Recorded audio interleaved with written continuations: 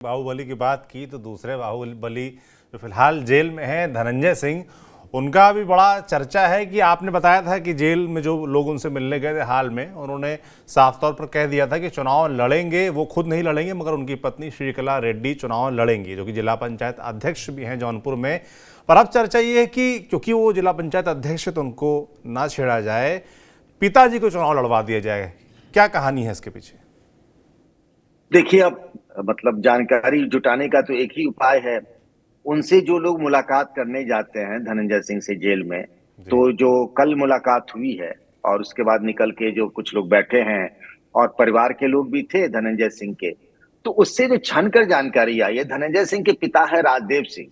और याद करिए सौरभ जी, जब वो सांसद बन गए थे ना धनंजय जी सिंह, तो उसके बाद उस वक्त वो रारी सीट हुआ करती थी जौनपुर में। डिलिमिटेशन के बाद तो मलहनी हो गया। अब वो विधानसभा की सीट होती थी रारी। तो जब सांसद बन गए, तो भाई जब बन गए तो इलाका कैसे छोड़ेंगे, तो उन्होंने अपने पिताजी को बाईपोल में खड़ा करवा दिया था, राजदेव सिंह को। अब जी धनंजय सिंह का प्रभाव था, तो राजदेव सिंह भी जीत गए थे, तो राजदेव सिंह उनके पिता भी विधायक रहे। अब धनंजय सिंह के मन में, जो हमने पिछली बार आपसे चर्चा की थी, कि अगर उनकी पत्नी श्रीकला रेड्डी सिंह जो चुनाव लड़ती हैं, जो जिला पंचायत की अध्यक्ष हैं, तो देखिए होता क्या है राज्यों में कि निकाय वाले जो चीजें होती है वो सरकार के भरोसे होती है।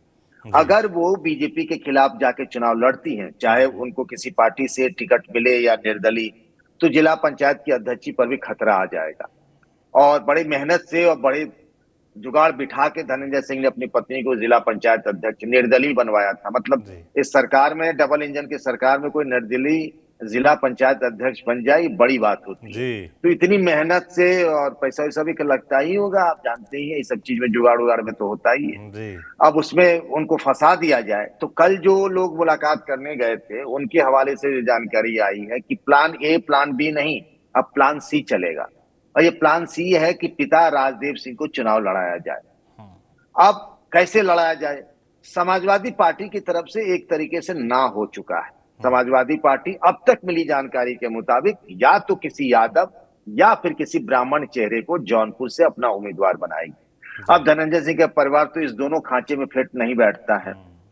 तो अब बसपा का विकल्प बचता है। क्या बसपा राजदेव सिंह को टिकट देगी या किसी और को देगी, या फिर कोई, अब देखिए अधिकतर दल तो कहीं ना कहीं या तो समाजवादी पार्टी के साथ है क्षेत्रीय दल, या फिर देखें तो बीजेपी के साथ है उसके तमाम सहयोगी दलों, निषाद पार्टी होती चाहे राजभर की पार्टी हो।